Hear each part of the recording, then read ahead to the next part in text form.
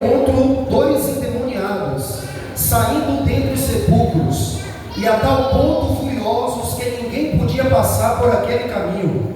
E eles que gritaram: quem temos nós contigo, ó Filho de Deus? Vieste aqui atormentar-nos antes do tempo? Ora, andava pastando não muito longe deles uma grande manada de porcos. Então os demônios lhe rogavam: se nos expele, manda-nos para a manada de porcos. Pois ide, ordenou-lhes Jesus. E eles, saindo, passaram para os porcos, e eis que toda a manada se precipitou do despenhadeiro abaixo, para dentro do mar, e nas águas pereceram. Fugiram os porqueiros, e chegando à cidade, contaram todas as coisas e o que aconteceram aos endemoniados. Então a cidade toda saiu para encontrar-se com Jesus, e vendo-o, rogaram que se retirasse da terra deles. Amém? Glória a Deus, aleluia. Louvado seja Deus. Uma palavra simples dentro da nossa descrição, porque toda a palavra de Deus, ela em si já traz o seu poder, ela já traz a sua graça, e não é diferente nesse texto. Estamos diante de um ato de libertação, estamos diante de um culto de maravilha, se assim podemos dizer, ao qual não foi Elias, ao qual não foi Isaías, não foi Moisés, mas operada pelo próprio Jesus. E o que eu começo a dizer é que todas as vezes que a igreja vai e algo acontece, é pelo nome de Jesus. Amados irmãos, o Evangelho, ele tem uma grande necessidade de ser pregado. E o meu intuito nessa noite é que Deus me desperte mais e te desperte mais para a realidade do que está acontecendo lá fora, porque eu sou fruto de evangelismo, porque eu sou um ex-usuário de crack, um ex-cheirador de cocaína, um ex-fumador de maconha, mas que um dia ouviu a palavra do Evangelho através de uma igreja missionária, através de alguém que saiu após Jesus fora das portas, levando o seu vitupério, como diz o escritor de Hebreus. O Evangelho tem uma grande necessidade de ser pregada, e esse Evangelho Deus não confiou a homens. Louvado seja Deus. A Bíblia diz que aparece um anjo na casa de Cornélio e diz: Cornélio, as tuas orações foram ouvidas, manda pois lá em Bela Vista chamar o diácono Tiago, manda pois alguém em Bela Vista chamar o grupo de senhoras, manda pois alguém em Bela Vista chamar o grupo de jovens, porque Deus tem uma igreja na terra. Louvado seja Deus. E o anjo podia muito bem pregar o Evangelho para Cornélio, mas o Evangelho foi confiado a mortais.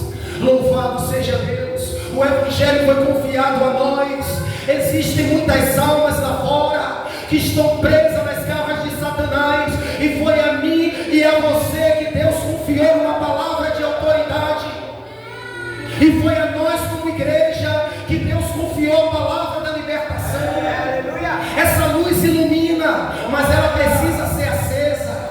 O alimento mata a fome, mas ele precisa ser ingerido. A palavra liberta, mas ela precisa ser pregada. O Evangelho cura, mas ele precisa ser pregado. O Evangelho transforma, mas ele precisa ser pregado.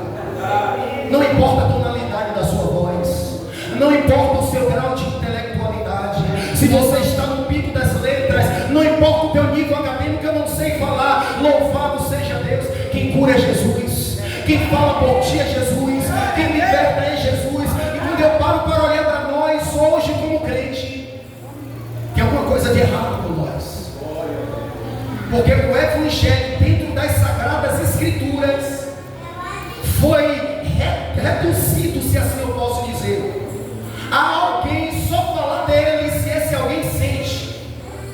O apóstolo Pedro, quando estava sendo ameaçado lá em Atos capítulo 4, com risco de perder a vida, o apóstolo Pedro olhou e disse: não podemos deixar de falar daquilo que ouvimos e vimos, e nós não podemos deixar de falar do que sentimos. E quando eu vejo muitas pessoas preguiçosas, individualistas, vivendo um evangelho egoísta, já associado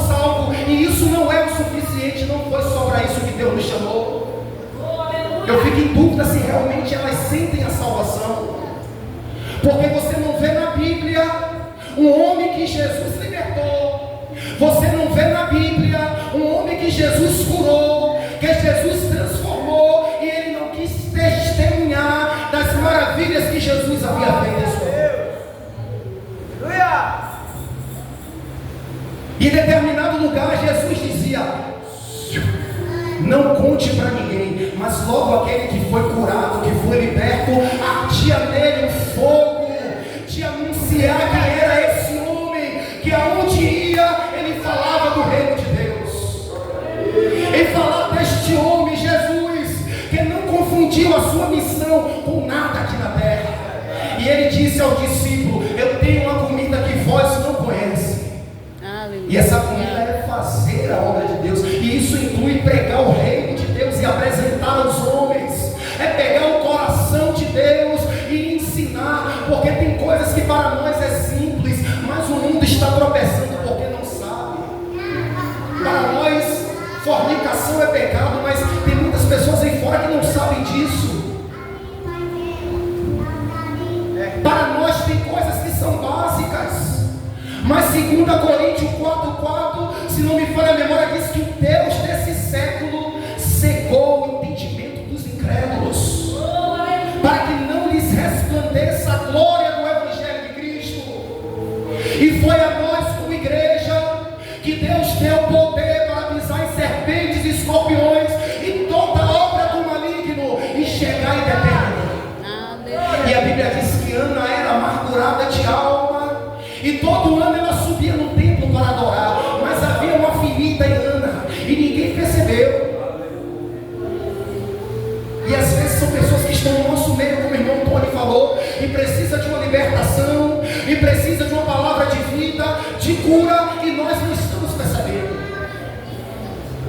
E aí ele falou assim: ó, tu estás embriagada a essa hora? Aí ela teve que falar: poxa, se ele não disser, eu vou ter que falar. Não, Senhor meu, eu estou amargurada. Tem pessoas que estão aí fora amarguradas, irmãos, e nós precisamos ter olhos abertos para identificar, porque tudo que elas queriam era estar aqui dentro adorando, era estar dizendo que Jesus é bom nessa cadeira que está vaga do seu lado. Glória a Deus. E Ana disse: não, Senhor meu, eu sou amargurada, mas eu venho derramando a minha alma perante o Senhor. Não tenha tua serva como filha de Belial.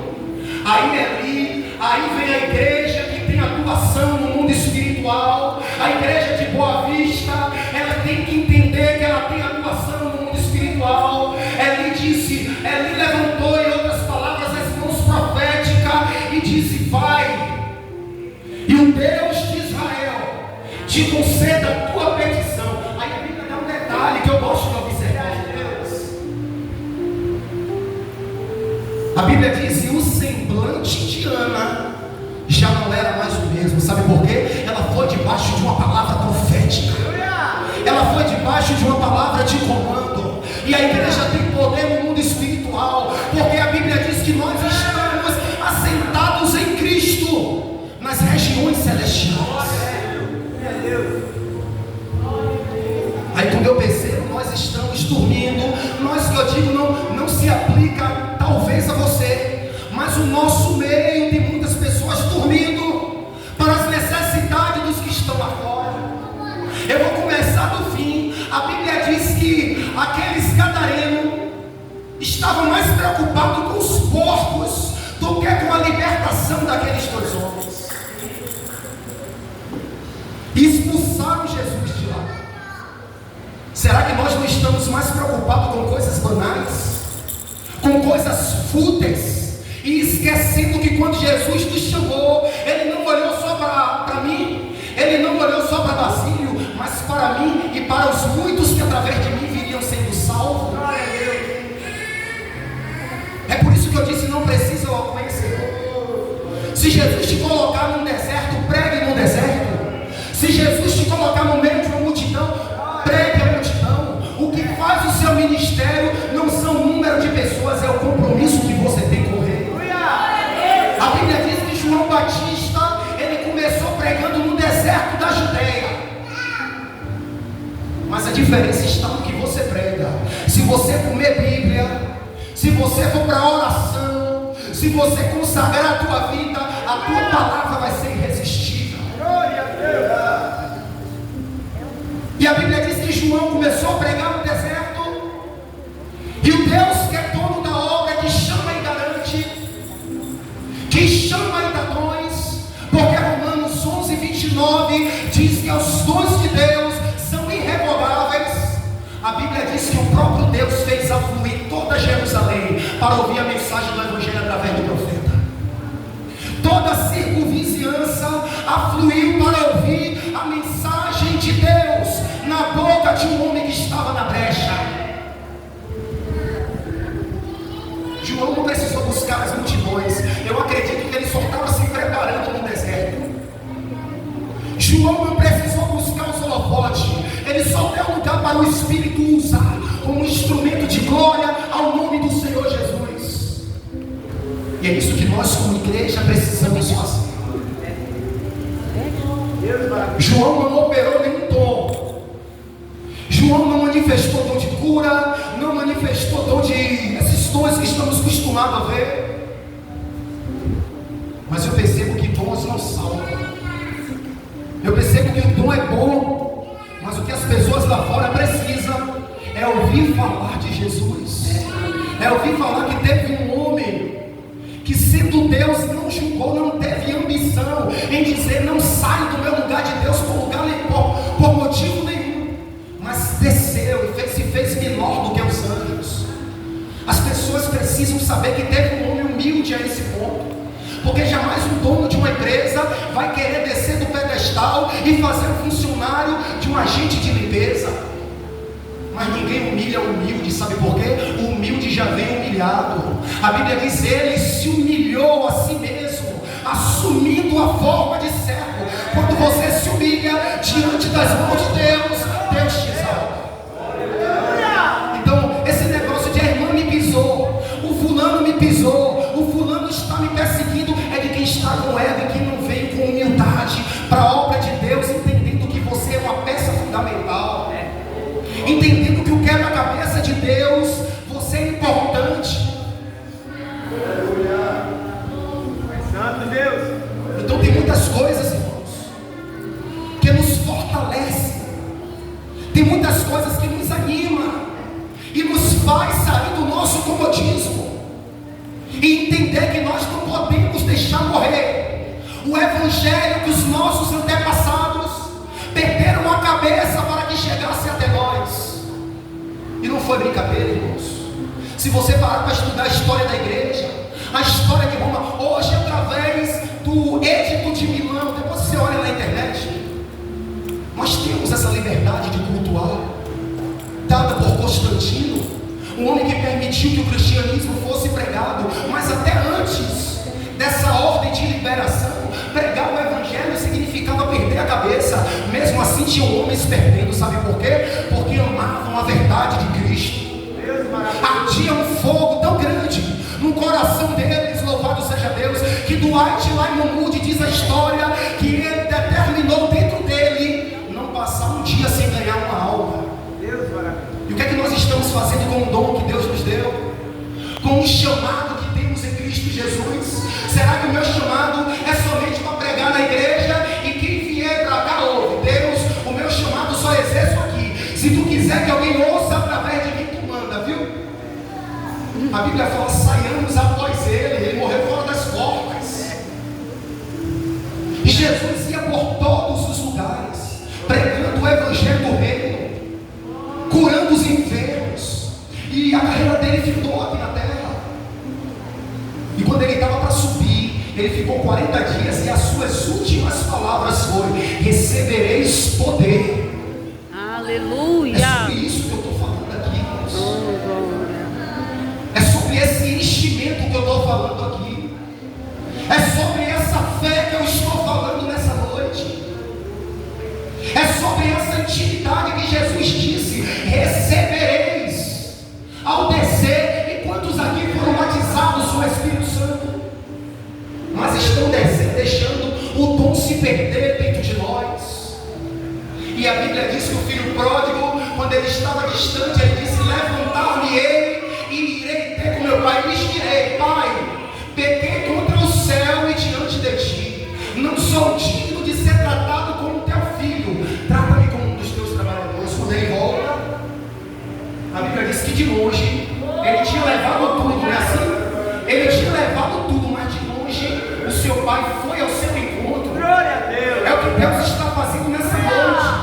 Te trouxe aqui e fala com você por meio da pregação do Evangelho. Levante-se, corresponda ao teu chamado. Aleluia. E o pai veio e disse: pega a melhor roupa. Mas ele não tinha levado tudo quando ele saiu. Pega o melhor anel. E detalhe, roupas que cabiam nele. Ali é roupa de justificação. Não importa o que você fez, existe mais amor em Deus do que pecado em você e em mim. O amor de Deus é grande. Não deixe Satanás te acusar. Se teu pecado for vermelho, ele faz branco como a neve. Ele é o perdoador. Ele é o galardoador dos que o buscam. A Bíblia diz que ele disse: eu voltei para o meu pai e lhe direi: trata-me como um dos teus servos. Mas o pai nunca deixa de ser pai. Embora o filho queira deixar de ser filho, o pai disse: esse meu filho chegou. Para o pai ele ainda é filho. Para o pai ele ainda fazia parte do seio familiar. E trazendo para nossas vidas, nós voltamos, Deus nos recebe e nos usa nos dons que ele tem conosco. Porque ele não é homem que imita e nem filho do homem que se arrependa. Só precisamos querermos. E aqui eu entro na palavra. Jesus era um homem que não perdia tempo com coisas rasas, porque ele sabia que a estratégia de Satanás, quando não tira o homem do foco, é colocar dificuldade no caminho. Para quê? Para que a igreja não vá, para que a igreja não se desperte. É um marido ímpio, é um filho atribulado, é uma esposa atribulada, é um trabalho. Ele tem os seus instrumentos para fazer com que a obra de Deus não seja pregada. Aí nós dizemos: rapaz, eu ia evangelizar hoje, mas me atribulei, não vou. Vá que Deus conhece o teu coração, porque Deus já determinou as almas que serão ganhas através da tua vida. Aleluia, Deus. Aí Jesus acabou de descer do Monte da Oliveira, acabou de descer do Monte das Bem-aventuranças, lá de Mateus capítulo 5 ao capítulo 8. Só que Jesus era um homem que vivia no Espírito, por isso ele não se fatigava. E a Bíblia diz que quando ele desce do monte, quando ele acaba de dar os seus sermões, que aquele sermão das bem-aventuranças, ali tem contido toda a instrução para a vida do crente. Se rasgasse toda a Bíblia, alguém, e ficasse só nesses 3 capítulos, eu entenderia o que Deus quer de mim, porque ali fala de adultério, ali fala de família, ali fala de evangelismo, ali fala de tudo concernente à vida do crente. A Bíblia diz que quando ele acaba de dar aquelas instruções, as multidões ficam maravilhadas, porque ele pregava como alguém que tinha autoridade. Ele não falava em uma linguagem da religião, ele não pregava como os religiosos que viviam de aparência. Ele trouxe o reino, e o reino arde o coração de mim. A Bíblia diz que quando ele desceu do monte, as multidões seguiam. Acabou o culto, deu 9 horas, mas elas queriam uma vigília não programada, porque aí fora os sedentos estão desejosos por ouvir. Os sedentos estão querendo, as pessoas aí fora estão dizendo: me evangeliza. E isso já aconteceu comigo, eu evangelizando nas ruas, de pessoas me pedirem folheto, de pessoas me pedirem palavra. E eu lembro que em uma dessas minhas missões aí fora, quando eu morava no interior, Deus me deu o privilégio de trazer para Cristo um jovem que estava frequentando a Umbanda. E eu conheci ele, fiz amizade. Depois de muito tempo que eu estava conversando com ele, ele disse: mas eu sou de Umbanda. Eu falei: eu vou gostar de ter uma amizade com você, vamos para casa junto? Ele disse: vamos. Coloquei ele na minha moto, levei ele em casa e me disponibilizei aí na casa dele a hora que ele quisesse. Sabe por quê? Eu tinha certeza do que está em mim, e maior é o que está em nós do que o que está lá fora. A Bíblia diz que Jesus despojou os principados e potestades e os expôs à vergonha, triunfando deles na cruz. Aleluia. E aí quando a multidão segue, Jesus Jesus fala para os discípulos: vamos passar para outra margem. Mas o diabo sabia que lá na outra margem, que era Gadara, havia pessoas presas por ele, pessoas que não podiam ouvir o Evangelho, senão seriam libertas, o entendimento seria aberto, a compreensão chegaria até elas, e ele colocou dificuldade no meio do mar. A Bíblia diz que indo eles, houve-se uma grande tempestade e Jesus dormia, porque Jesus não se desespera. Jesus não se arvora com o que está acontecendo, sabe por quê? Ele conhece a vontade de Deus. Efésios 5,17: não sejais insensatos, procurai compreender qual é a vontade do Senhor. Precisa falar em língua, irmão, para você entender? Preciso pular e rolar para você entender? Não precisa. O apóstolo Paulo disse: prefiro falar 5 palavras compreensíveis para que haja um amém. E quando Jesus coloca os pés em Gadara, veja a situação que estava lá. Tem um sacerdote em Israel. Gadara era de frente, era próximo de Israel, era uma cidade de gentios, judeus, havia uma mistura, mas era próximo. Mas os sacerdotes não evangelizavam, os judeus não evangelizavam. E quando tem uma igreja que não evangeliza, inevitavelmente Satanás vem a campo. E a Bíblia diz que quando Jesus põe os pés, alguém viu o encontro de Jesus? 2 homens que viviam entre os sepulcros, trazendo para o dia de hoje feiticeiros. A Bíblia diz que ele andava despido no Evangelho de Marcos capítulo 5 e de Lucas também. Se cortava com um cabo de vidro ou telha, não lembro como a Bíblia fala, mas ele se cortava e andava ranchendo. Aí eu levo a sua mente a acreditar. Veja a total opressão maligna que estava sobre aqueles 2 endemoniados. E os crentes naquela época dentro do templo: entra na minha casa, entra na minha vida. E Jesus dizia: eu já entrei, agora eu quero entrar na casa dos que estão lá fora. E quando ele bota o pé, aqueles endemoniados discernem. Não é porque era Jesus, eu acredito que se fosse Paulo, um endemoniado ia falar quase que as mesmas coisas, com exceção do Filho de Deus, do vieste nos atormentar antes do tempo, mas ele ia sentir a unção de alguém que chegou ali dominado pelo Espírito Santo. Aleluia. Ele disse: que temos nós contigo, vieste nos atormentar antes do tempo? Se nos expulsa, manda-nos que entre nos portos. A Bíblia diz que Jesus disse: ide. Sabe o que acontece? Aproximadamente 2.000 porcos, e aquela legião que estava dentro daqueles homens, quando entraram nos porcos, a manada desceu do monte, porque Gadara era uma cidade edificada em montes, desceu do monte e se precipitou nas águas. Aquilo era o espelho do que Satanás queria fazer com aqueles 2 homens. Mas a graça de Deus, que se manifesta salvadora a todos, reservou aquela vida para que pudesse ouvir a mensagem do Evangelho. Aleluia. A graça de Deus tem poupado muitas vidas aí fora, para que nós venhamos sair do nosso comodismo e colocar o pé em Gadara, e colocar o pé lá, aonde a Bíblia diz que ninguém podia passar pela ali, porque aqueles homens eram violentos. Governo não ia, política não ia, religião não ia, só queriam estar na porta formosa do templo. Mas a porta formosa não faz nada por ninguém. O que faz é homens cheios do Espírito Santo. O que faz é homens na brecha.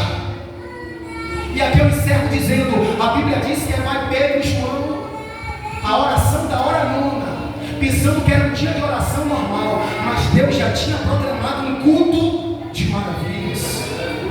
Você não sabe o que Deus tem programado para você? Vá, irmãos.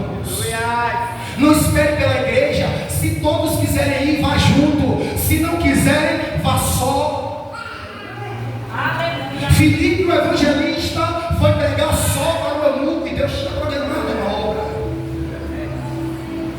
Pedro foi pregar para Cornélio, e Deus tinha programado uma obra. E Deus programou uma obra para Basílio.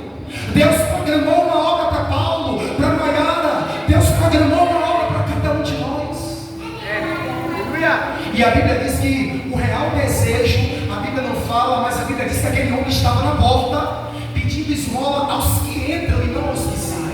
Eu entendo que o verdadeiro desejo daquele homem era estar dentro adorando, mas não tinha ninguém que discernisse isso, que percebesse a real necessidade daquele paralítico. Havia mais de 40 anos, todo dia sendo colocado na porta do templo, e a porta chamada Formosa, e o povo só querendo entrar, se gloriar, quem sabe, da sua estrutura arquitetônica, e as almas lá fora dizendo: dai-me também deste pão. A Bíblia diz que tinha homens ali que oravam. Aí quando Pedro passa, que ele pede uma esmola, Pedro disse: olha para nós, não tem prata, não tem ouro. Ele sabia o que ele não tinha, mas também ele sabia o que ele tinha. Mas o que eu tenho, eu te dou. O que é que tu tens? Glória a Deus. E quando Pedro, batizado com o Espírito Santo, acaba de pregar essa mensagem poderosa, aqueles irmãos disseram assim, ó, a Bíblia diz que compungiram-se o coração e perguntaram: o que faremos? As pessoas estão aí perguntando: o que faremos? E precisa de uma igreja com a palavra de vida, com a palavra de transformação, para dizer a eles o que fazer. E a Bíblia diz que quando Pedro disse: olha, levanta e anda em nome de Jesus, ele levantou. Mas ele não voltou para a prostituição, não. Ele não voltou para o carnaval, não. Ele entrou no templo e foi adorar a Deus, e foi servir a Deus. Aí aqueles que não faziam nada estavam dentro, mas estavam precisando ser evangelizados. A Bíblia diz que eles não faziam quando viu aquele homem sendo curado, e lá louvando a Deus junto com eles, ficaram extasiados. Aí quiser idolatrar Pedro, olhar para o mundo que vai, prega, milagres acontecem, maravilhas acontecem, aí volta quem não vai e fica idolatrando. Mas a luta do irmão não, é o poder de Deus que está acessível a todos. Aí vem o homem que ora, o homem que busca e diz: por que vocês olham para mim? Como se pelo meu próprio poder ou piedade tivéssemos feito esse ato. Atos 3,16. Foi a fé que atua